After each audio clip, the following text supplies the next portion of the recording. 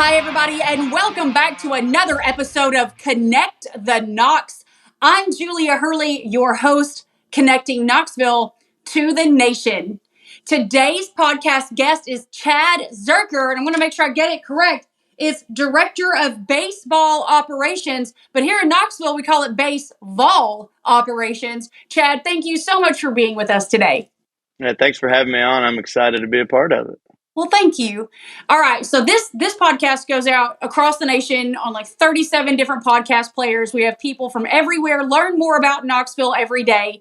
And one of the hardest tickets to get is a baseball ticket. And it's because the University of Baseball team has such great management, recruiting. They do it big. Tell us a little bit about what it takes to run a baseball team, what your position, really entails, and what that means to the fans.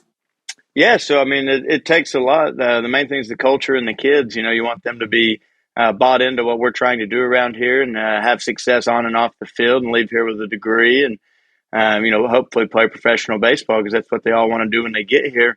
And ever since Coach Vitello's joined 7 years ago now, it's been on the uptick. And like you said, it's a hard ticket to get. Right as we turned that corner, COVID hit. So it was a really hard ticket because it was no capacity and then 25% capacity. And it's just kind of gone from there to where now we have renovations going on and we'll grow from, a 4,500 seat stadium to, hopefully closer to 7,000 in the coming years.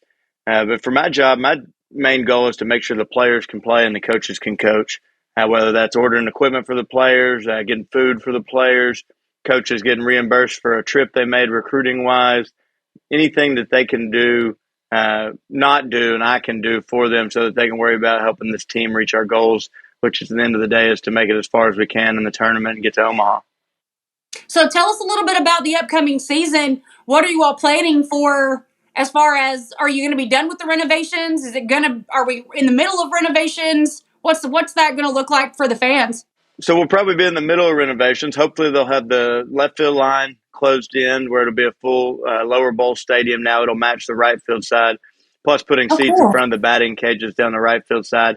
Not 100% sure if the seats will come in time, and if they don't, they'll sell it as a bring your own lawn chair kind of area for the time being. But if they get here, hopefully it'll be seats all the way down both sides with a standing area above, and then inside that area on the third base side will be rooms for our managers, visitors locker room, nap room, a couple different holding areas, mechanical rooms. That stuff will be worked on while the season's going on this year. Since it's out of sight, it won't be ready for the season. And then after next season ends, they'll finish that up and they'll expand the concourse out into Pathead Summit Street, and that'll become an access road like they did with Johnny Majors when they did the football practice field renovation. And then they'll redo the press box, new press box, and suites will go in next summer as well. And hopefully 2-year project, but possibly 3 with a third phase. But we're hoping to get most of it done in 2 years. That's amazing. And it's great. It's an unbelievably exciting stadium already. And it's so connected to the campus. I mean, you literally can look out and see fraternity houses right on the backside of it. So the kids can be involved without having to even come into the stadium. One of the better college stadiums that I've visited, in my personal opinion. Of course, I'm a little biased.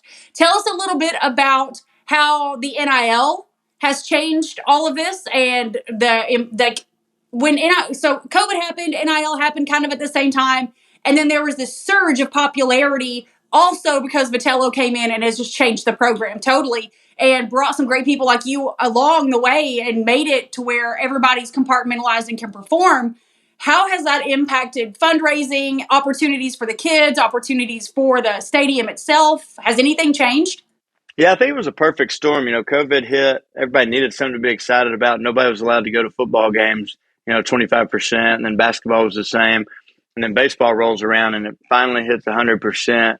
We've got the best team we've had in a while. We've got some great people on that team as far as players and personalities to where it kind of just took off. It was like the perfect match at the right time, and it's helped us so much, especially with NIL coming in shortly after that. Baseball is not a full scholarship sport. We get 11.7 scholarships to split amongst 27 people, and then the rest are walk-ons to get to your 40. So everything's percentage-wise are based, and NIL's helped shorten that gap a little bit, shrink the gap of maybe you're on 50%. Well, now I got to pay 50% out of pocket, but now I've got some NIL deals and I'm making, a couple $100,000 to go towards that. So that's helped a lot on the baseball front. You see it in every sport, but really it's helped bridge the gap of, hey, we can't use it for recruiting, but when you get here and you do well, you'll get some opportunities to shrink how much you owe in student loans or out of pocket. And then between that and donors have come up huge with the stadium renovations. It started out as a $65 million project, but with inflation and everything, it's now a $95 million project. So that, and obviously they'll take some bonds out for some of that, but a lot of it is self-generated money, and Tony's helped that a lot, and our players have helped that by success and being personable and going out in the community and being around. I think kids, for one, and parents too, enjoy coming around and being around our guys, but just based on who they are and what they represent. Yeah, it wasn't last year. It was 2 years ago, because last year we were out of town. We went to the the opening fundraiser dinner for the baseball team, and the kids came and sat at the tables with us, and they conversated with us, and we talked about school, and we talked about their families and where they were from, and they were, just gentlemen to the core. Yeah, Some it's of one the of the best acting events. kids. It's one of the best events we have just to kick off the season. And so, you come to some fall practice, you might get to know some of the players. We don't wear numbers in the fall. So it's a good event for our guys to split up if their family's not there, to sit with, different fans, different donors, to just, like you said, just have a conversation. People are like, man, it was so cool. I got to sit with so-and-so and get to know them a little bit, because it's not all about baseball at that point. So it's one of the better events we do. So is that a fundraiser? More than likely, it just depends on where we do it and what the goal is. Last year we needed to raise money based on how many flights we had. This year, not as many. So, breaking even's fine. We don't want to lose money, but it's just an event to get people involved and people around. And anything we do make helps out in the long run. Maybe we make $20,000, which, allows us to get a cold tub for the training room, or a new golf cart for recruiting, some stuff like that. But there's not necessarily a goal when we go into it, unless we know we need something at that moment.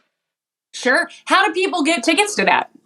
So usually they just go through the donor. Last year we didn't even announce it and we sold it out. We had them reach out to the donor base first, and then those people, you can either buy a single ticket, you can buy 2 tickets, or you can buy a table. Table costs a little more, but then you get your people there, bring whoever you want. Plus we'll usually put some kind of prize on it, or signed baseball by the team to go with it. And then we'll have a silent auction as well. But it's a tough ticket just based on where we do it. We're doing it at the Student Union again, which only holds 500, like we did last year. But it's just a good venue and easy for everybody. So not necessarily a fundraiser, but a tough ticket to get, because it usually doesn't make it past that donor level. Yeah. So what I'm hearing you say is maybe somebody with a larger venue to donate for the day or for the evening might be able to help the baseball team get connected with more fans, because you've got a ton of fans in Knoxville. I have never seen people tailgate for baseball, and they do it at Tennessee. Yep. No, it's been an exciting thing, but yeah, I think if we could get a bigger venue at the right price or donate, that helps a lot. It's hard to go out and say, hey, let's spend $5,000 or $10,000 just to rent this place. Because then you start in that hole and then you don't make any, or you don't make it back to that amount, which I know we would, but you always got to think about things. You never know what's going to happen. 1 year they did it, and it was $10,000 for the guest speaker, and then it got snowed out. Well, he still had to be paid because he showed up, but you had to refund the ticket money. So now you're out money. So thinking of those things, but yeah, if there was a venue that was bigger, like you said, I know for a fact we would have enough people there to make it worthwhile. No doubt about that. We were there. It was one of the better experiences we've had. And as you know, we have tickets to every UT sport that you can buy season pass to. We've got them, and we go to every event that we're invited to. And the baseball is still our best event of the year. We just feel so connected with the players and the team, and they make you just feel right at home. One of the misconceptions, I think, that people assume in larger schools like Tennessee, and all massively large opportunities, is that every single player is a scholarship player. Explain a little bit more about how that works, because I think people don't know they can get involved in a different way because they assume everything's like the football team. Yeah, they assume everything, you're a part of the team, so everything's free. We've got 40 guys on the team come the spring, and I think with the rule change, maybe 32 can be on scholarships. You have at least 8 walk-ons, and that's just 40 on the active roster. We probably have 45, 5 guys redshirting, and your scholarship guy can't come off that list. He's got to be on it. So now you're looking at 10 to 13 guys that are on zero scholarship of any sort. Now they may have some academic scholarships and Hope Scholarship, depending on where they're from. But you know how expensive it is for these colleges now. I mean, I think we graded out at about $28,000 for an in-state student, room, board, and everything. $50,000 out of state. So when you're walking on, it's a big toll. And we can't just add scholarships. We're capped at 11.7. I think it'll grow eventually, but like you said, people can help out in other ways. Hey, I've got an NIL deal for you, or whatever it may be that helps that student. Maybe it was a meal here and there because they tweeted about somebody's catering or restaurant, and then now that $300 goes back in their pocket, which can go to that school, or maybe into mom and dad's pocket who are paying for the school. So baseball definitely needs the support. These donors, and now it's the fine line of, well, do we need these donors to help with the stadium, or a charter flight, or do we need them to help these players?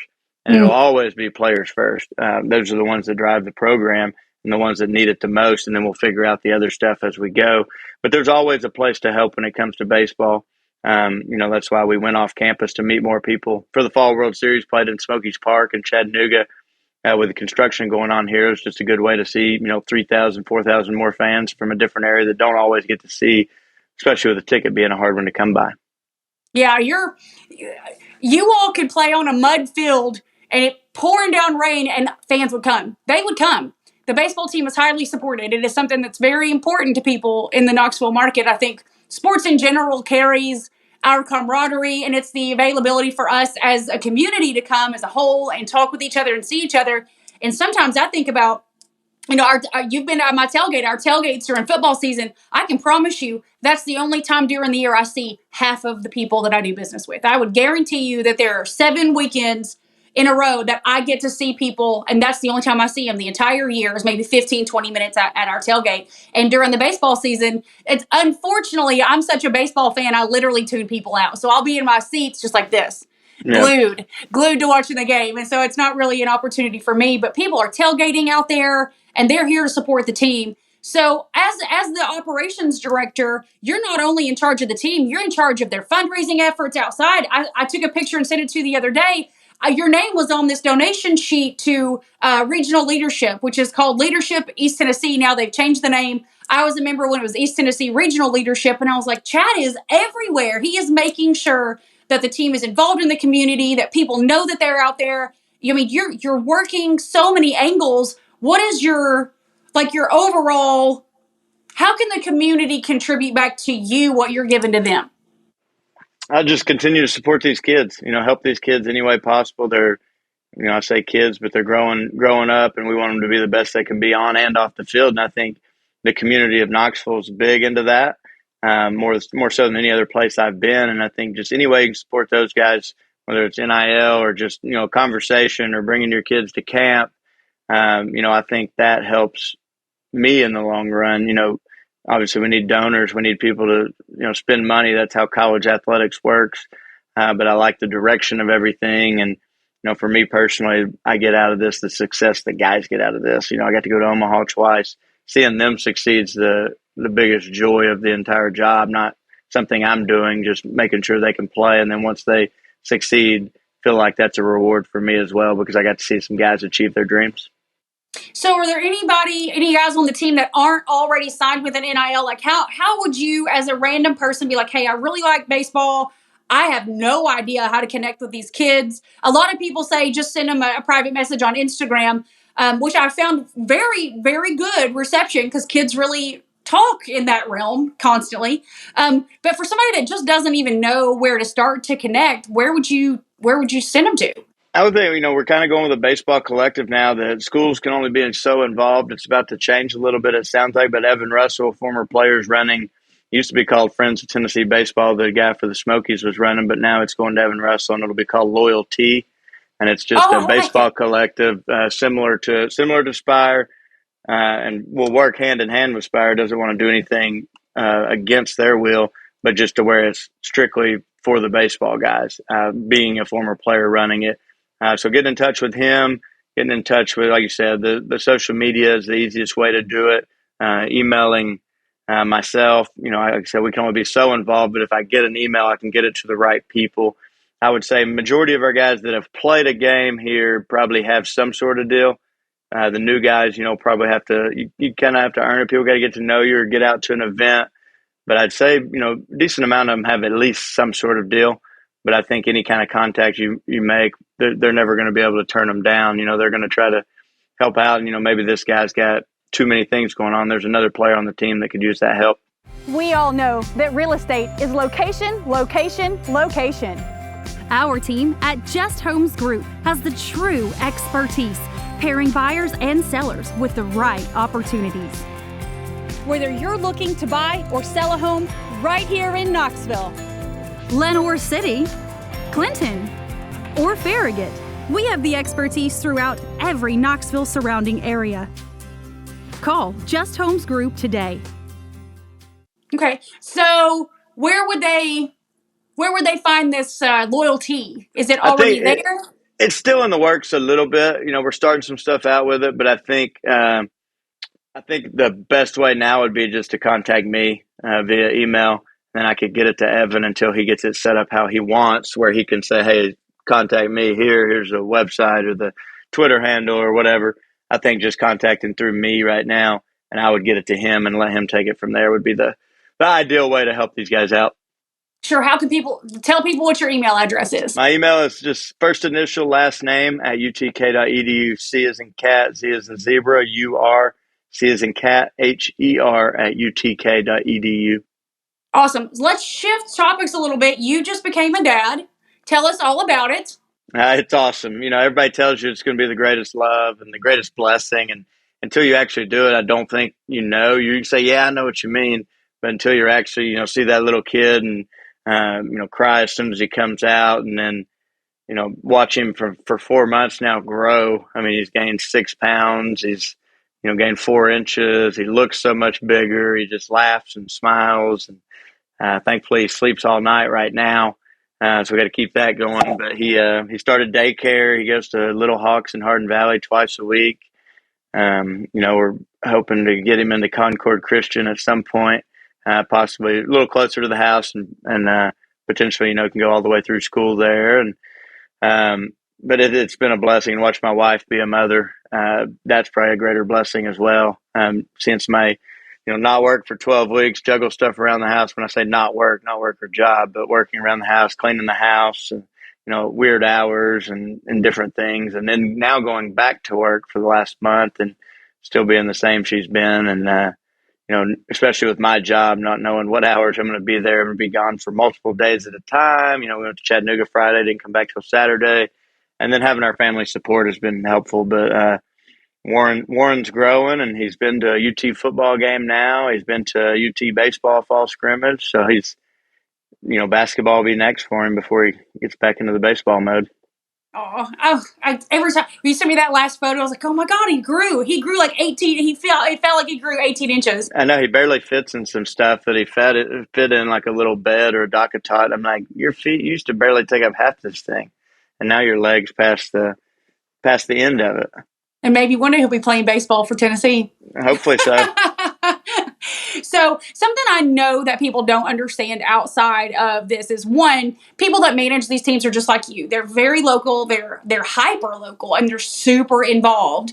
And people seem to misunderstand the availability of it, if that makes any sense. So, until I started working really closely with some football players, I really did not understand. Like check-ins 5 a.m., check-in 11 a.m., check-in 1 p.m., check-in 3 p.m., practice till this. Like, there are limited hours of the day that these athletes get to breathe, have personal time, study time, and build a business through NIL and connectivity. And so they're missing that opportunity maybe to make those relationships either through college years, or if they don't go pro after that, and there's like this awkward transition moment. How can people get into more of a understanding of timeline and availability so that's not so difficult for the players later? Yeah, I think understanding that our fall is our main time that we're available. we do practice. We have fall practice just like spring practice for football. We get 45 days on a day we set to practice 27 times. So we go September 28th, 29th until November 11th. You got to have one off day a week and some skill days mixed in. But our fall up until January 15th, August to January 15th, when these guys do have availability. It's hard during the spring. They'll still do some stuff here and there, but it's easier to do social media NIL than it is to go to events. But we've had some guys go to events this fall. But I think one way is to come to a practice, talk to them after practice. They're pretty available. If you come to practice, sit in the stands, say, hey, can I talk to so-and-so after? They're going to come over. Because in the fall, their time, we'll have 1 or 2 off days a week, and then they'll have time from probably 6 to whenever they need to go to bed to get some stuff done on that front. Whereas in the spring, we probably have a game Tuesday, Friday, Saturday, Sunday, plus practice. They're probably not going to be able to or want to. Whereas the fall, they'll have a little more time. It's a good time to get involved. And, like I said, our practices are always open. Unlike, football and basketball, they have strategies. We have strategy too, but there's no plays. So we don't care if people come watch. So we come watch practice, talk to the guys. They're pretty available. I think we had some guys go to Dick's House of Sport on Sunday after we got back from Chattanooga. So there's some time, especially away from that fall, like from now until, like I said, January 15th, the guys that are in town, they'll have some time on their hands. Perfect. That's good to know. It's good to know when you can connect, because I know a lot of people want to be part of it and they're just not sure how to be a part of it. And I think that could help you solve some fundraising issues, is just getting it out there. Hey, come be a part of this. So what we're starting to see are tons of people from California and from out west, where it never feels like it's raining and it's always a sunny 75 to 82 degrees. And they're bringing a lot of baseball with them. I mean, these are baseball people who can practice, field level skills outdoors all day, every day. They're not just hitting, and they're bringing that with them. And now we have a few former pro athletes living in the Knoxville market. How is that working out? If there's a partnership there, or is there a recruiting base out of that context? It's been good. The baseball is continuing to get better. All sports have in Tennessee as Nashville's grown, and some of these people, as you said, the West Coast have moved this way. Or at the very least, we've got some kids from California on our team, and we're tapping into that recruiting-wise. Having those professional guys around, especially that played here, is huge. But even some that didn't play here, Spencer Strider, Joe Nathan, people like that, to come in and have a conversation with the guys. We'll have different. Spencer Strider spoke to our team a few weeks ago. It's pretty big. They all know who he is. He's a young guy for the Braves that's had a great career so far that they'll listen to. So just having that person to have a conversation with and bounce some knowledge off of is huge for us. And then you can see that in recruiting, when a recruit comes through and there's 20 pro guys that have been drafted from here working out in the facility at one time. So the impact of Tony Vitello, let's talk about that, because every single sport wants Tony Vitello at their games. This man has completely changed the conversation and the attitude of all UT athletics, not just baseball. What's it like being around that kind of energy, and how do you exuberate that into the community? I mean, it's a joy. It's fun to see somebody that's taken a town or a full university like he has. Like you said, they want him at everything. And the cool thing is he's willing to go to everything, especially in the fall. Before we get started, he's done so many speaking engagements around the community, different things this fall. I keep up with his calendar, so I see all this crazy stuff. And but that's who he is. He's not going to miss a moment to go out and sell his brand, this team's brand, get support. He knows who drives the program, and that's the fans. So going out to these people, get them in return to come give back, help out with the team, come to the games. But then he fully embraced being a volunteer, to where he goes to these other games, not just to watch them. He's a fan. He's there. He's cheering. He's doing all that. He's got the time on his hands in the fall, so he's going to go sit courtside at a basketball game with a Zakai Ziegler shirt on, or whatever it may be, or dress up. 2 years ago when he played Ole Miss, dress up as Lane Kiffin, try to act like him on the sideline, and just different things. But I think he's fully embraced the fans, and they've clearly fully embraced him. So as that positive attitude and that positive contribution continues to leak out of the baseball team, I always want to remind people, don't just think this kind of stuff happens. It takes an entire team. And as manager of this team, as operations director of this team, a lot of that responsibility also lays on your shoulders as well. How is that, I guess, community driven? Like, what is it that you can do behind the scenes, and what can you get other people involved in? I mean, just helping out. I think I've sent out at least 10 youth camp auction items and MVP experiences. If there's a good cause in Knoxville and they need an auction item, we're going to get them items. We're going to make sure that we're part of the community. I can reach out to different people for community service, send some guys down, to maybe it's a 5K for a benefit or something. We can send some guys. We want to be involved. These guys want to be involved because they want to get to know people. But my role is just keeping up with his calendar and making sure he's where he's supposed to be so that we can keep that positive vibe going and that energy going to where it rolls into the season every year. It's a big job. That's a big job. So let's not, I always say, we always remember the players, we forget the staff, and that's what makes that clock tick. I have one question for you. Outside of a baseball or sporting event, AUT in general, if someone were to visit you that's not from here, what are your top 3 places to take them? Top 3 places to take them. I'm probably going to Getty's View, getting in around to golf. Okay. A good meal there. Going out to the in-laws on the lake at Tellico. I think Knoxville's got the best lakes. I mean, I know there's everywhere, but there's more here, and then there's nothing like a better day than sitting on the dock or on a boat. That's true. And then another place to take them. Probably over South Knoxville to show them where I grew up. Oh, you grew up in South Knoxville. I did. Okay. Yeah, Then you got like all the outdoory stuff and just go show them that. Obviously, get up to Gatlinburg, show them some mountains would be easy, but I think that's kind of on the way. That's awesome. I love that list. You're the first person to mention golfing, and oddly, Knoxville has a ton of golf. There's a ton of golf for the per capita. I've never seen so many golf courses. It's awesome. It is so many. Chad, is there any last parting words you want to give to the nation? Because we're talking to everybody out here today. I mean, I'm glad Julia's doing this. I think Knoxville is growing so much, not necessarily people-wise, even though it is, but for the people here. We talk about it all the time. We used to go downtown for no reason. Sundown in the city was maybe the only reason. And now you can go down there and eat dinner and bowl and hang out. And Knoxville is changing for the better. For the people that have been here for the long haul. You're going to have people coming in, but I think even us that have been here for a long time are seeing new things to do, and I think that's awesome. Well, if there's ever anything we can do for you, as you've got my number, you let me know what these kids need. You let me know what you all need. I appreciate you taking time for us so much today. All I can say is go Vols, and we'll be sitting in the stadium ready for baseball season as soon as it comes around. We appreciate your time today. Thank you very much. Go Vols. Go Vols. Everybody, thank you so much for tuning in. I'm Julia Hurley, your host of Connect the Knox, connecting Knoxville to the nation. Until next time. Thank you for tuning into the show. Make sure to like and subscribe. Leave a 5-star review on your podcast player of choice. And if you would like information on moving to Knoxville, send me a private message. As always, this is Julia Hurley, connecting Knoxville to the nation.